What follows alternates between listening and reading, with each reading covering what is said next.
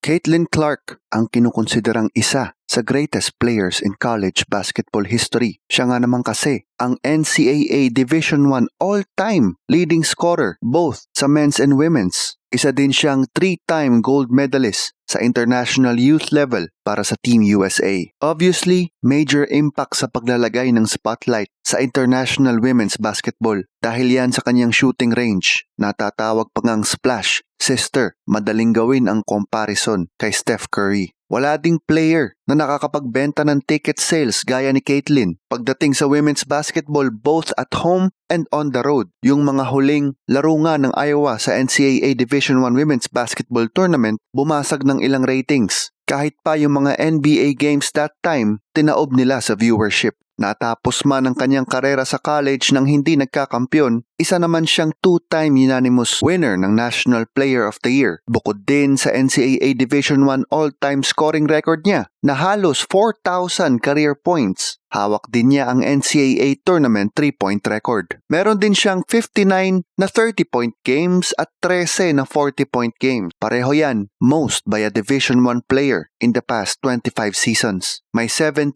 triple-doubles din siya na pangalawa in Division I history behind lang sa 26 ni Sabrina Ionescu. Uulitin ko, 17 kay Caitlin Clark na triple-doubles, 26 kay Ionescu. Malayo pa rin pala si Sabrina pagdating sa triple-doubles. Anyway, nagmula siya sa Iowa mismo. Hometown pala talaga niya ang Iowa. Naglaro sa Dowling Catholic High School na kung saan siya naging McDonald's All-American. Eventually, sa Iowa din niya pinili maglaro ng college basketball sa kanyang freshman year bilang starting guard ng Hawkeyes. Pinangunahan niya ang NCAA Division I sa scoring. Dahil dito, muli siyang nakakuha ng All-American honors.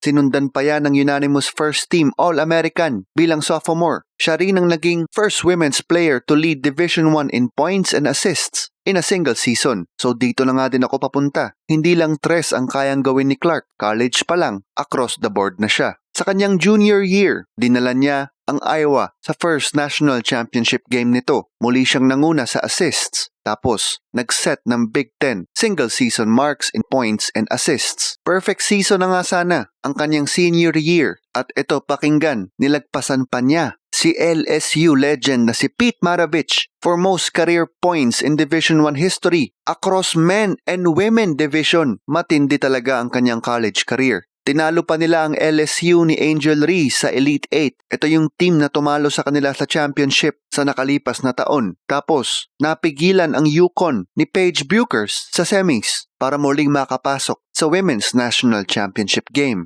Bigo nga lang silang talunin ang South Carolina Gamecocks sa finals. Ba't naman ganun ang pangalan? Ito yung team na tinalo nila in a dramatic fashion sa semis noong nakaraang taon. Pinigilan niya ang perfect season sana ng South Carolina noon. Pero this time, nakabawi ang Gamecocks ni Coach Don Staley para makuha ang perfect 38-0. Sila ang naging 10th perfect team in Division I women's basketball history. Sa huling laro ng kanyang college career, tinapos ni Caitlin ito ng may 30 points, scoring 18 sa first quarter, ang most in a period sa isang national championship game. Sa nakalipas na WNBA draft, nangyari na nga ang inaasahan ng halos lahat at siya ang nakuha na first overall. Generational talent nga naman kasi si Caitlin. Best offensive women's college player nga daw since Diana Taurasi. At heto na nga tayo at WNBA player na siya. Ramdam na ramdam ang Caitlin Clark effect. Record-setting attendance at viewership, must-see TV, at madami pang pwede mangyari. Abangan ang susunod na kabanata sa career ni Caitlin Clark. Jump, balero.